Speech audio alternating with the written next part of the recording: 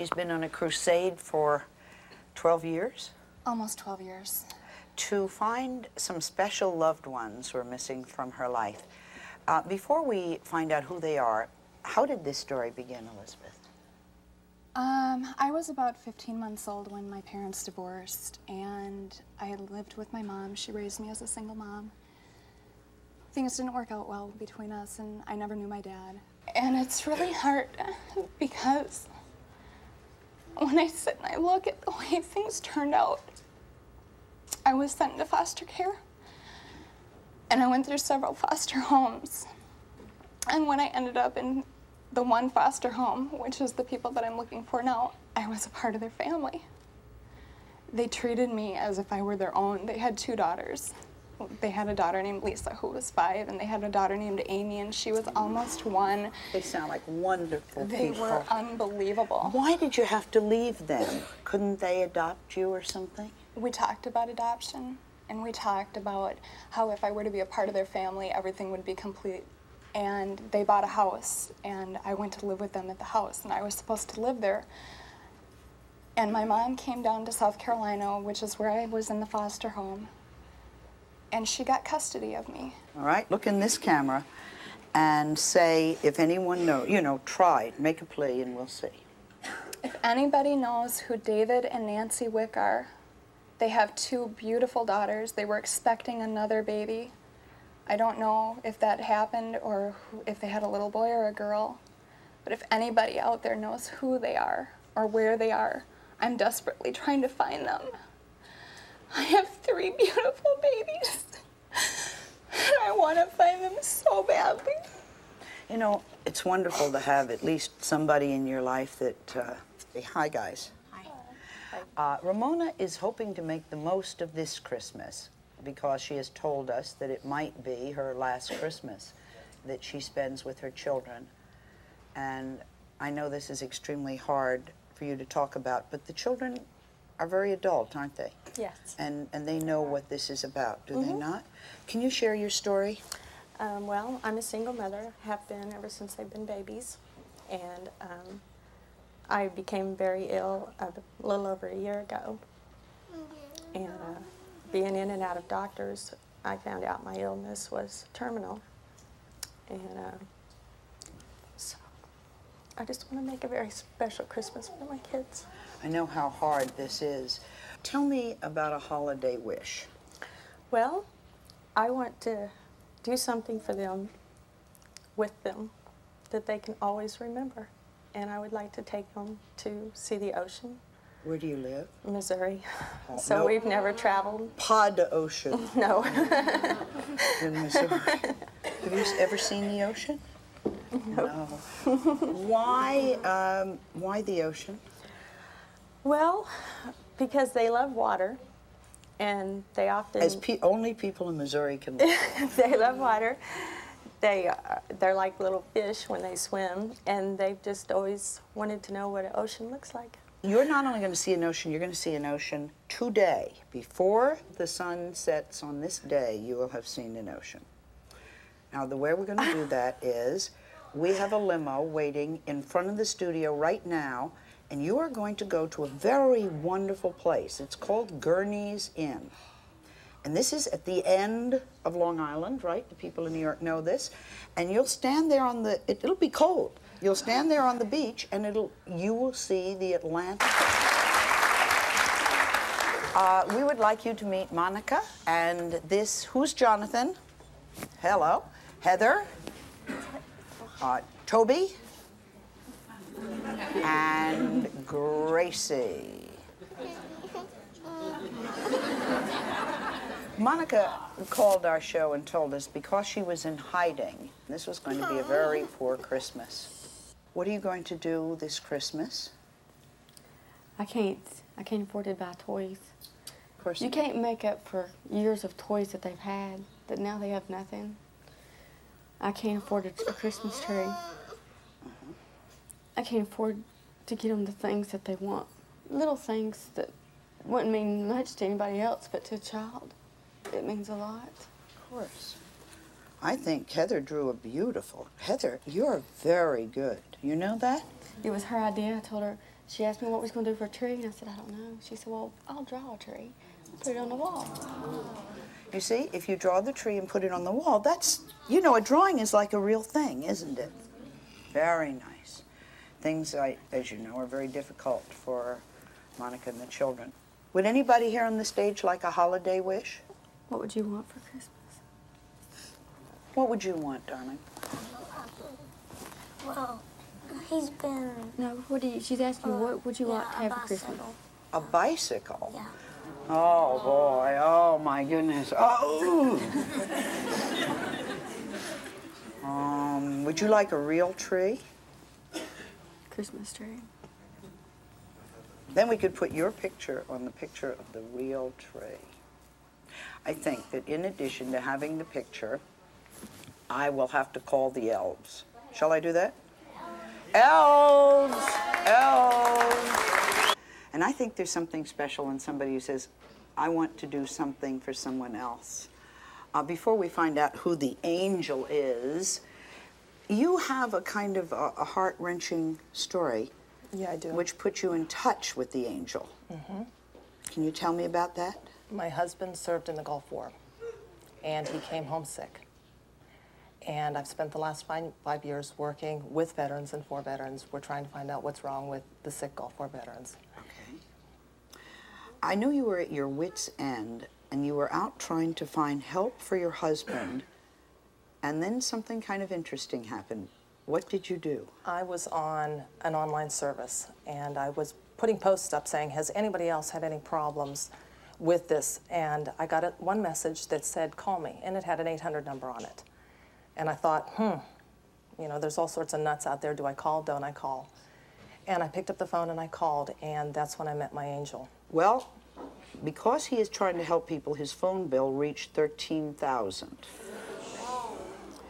And he, at one point, turned in his own pension, is that right? Mm-hmm. Or was it his pension? He gets money, I believe it's pension. I couldn't swear to that. And he turned it in to use the money to help other people, yes, thereby risking his own future.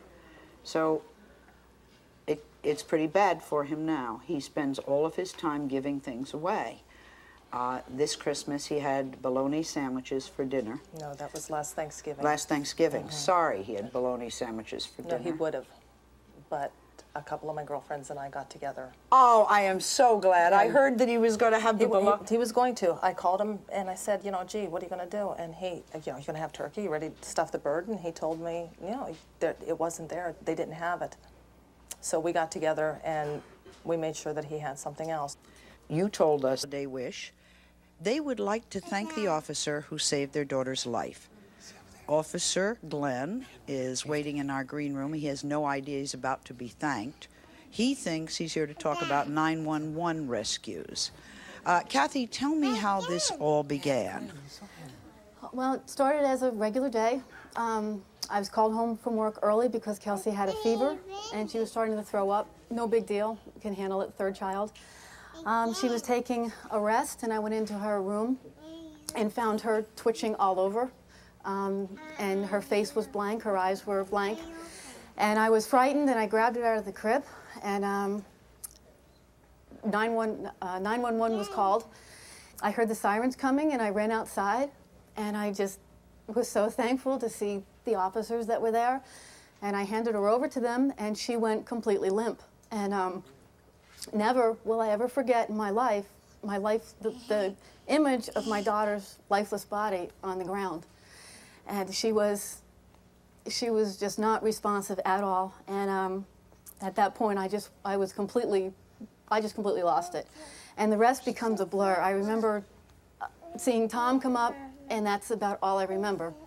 Glenn, Officer Glenn, was the first person on the scene, and very much to his credit, he's a police officer and he's a paramedic, and he saved the baby's life. In fact, Kathy wears an angel that she has named after him. Now we're going to send Tom, Kathy, and the baby backstage, and we're going to bring Officer Glenn out. And you keep our secret because he's going to talk about 911 rescues. There's a show idea. and see what's going to happen. I know I'll never be able to conceive a child, and I'd like to give a boy. You've had a hysterectomy. Yes, I had a hysterectomy, and I would like to give a holiday wish to a boy or girl to come and live with me. Wait, what kind of child?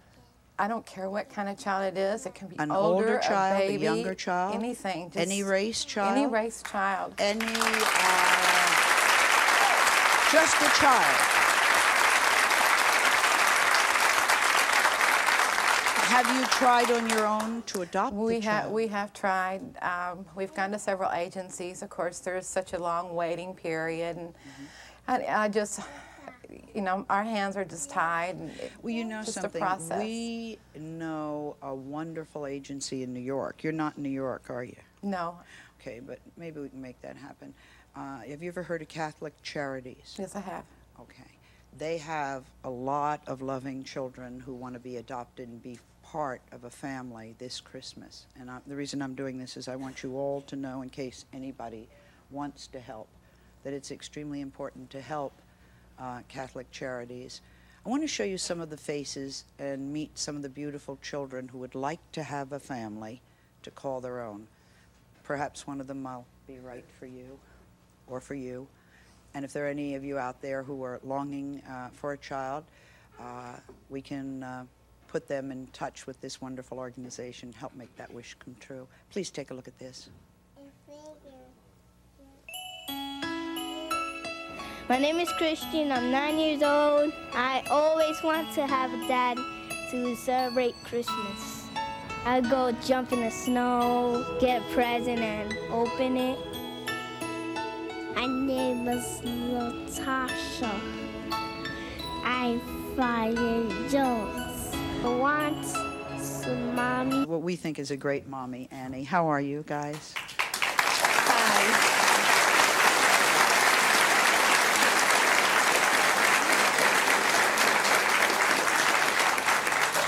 Everyone said, Mommy. Yes, that's her. That's the mommy. What has happened since you appeared on our show last? Well, Sally, things have gotten somewhat better. We have a new house. Really? We have a house. So somebody's not homeless anymore. Mm-hmm. Now you got debts and things. And how have you been? Oh, I've been just fine. Are things a little better in school? A lot better. Good. I understand there was something which was bothering you. Is that true? Yes. Last summer, we were in a really tight financial spot, and my mom had no choice but to sell her rings so that she could buy food. So what's going on, guys? Well, Mom, you're a really good mother, and you've done a lot of things for us. You're the best mom in the whole world. You've gone without just so we could have, and we think you can think of, such as? All the way from Elvis to the Pope. I am very glad to see you, but I must tell you something that I have absolutely no idea why you're here.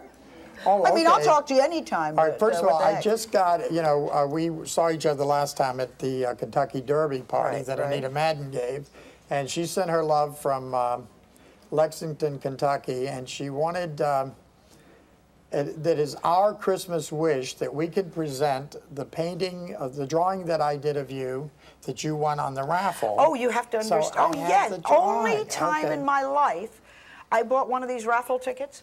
Only time in my life I ever won anything. I could not believe it. I mean, I thought it was just one of those things. It was a charity raffle, right? Yes, for the Bluegrass Boys Ranch. Bluegrass Boys Ranch. You can't even say it. Yay, big. I have never seen this, guys. Okay, now if you... Oh,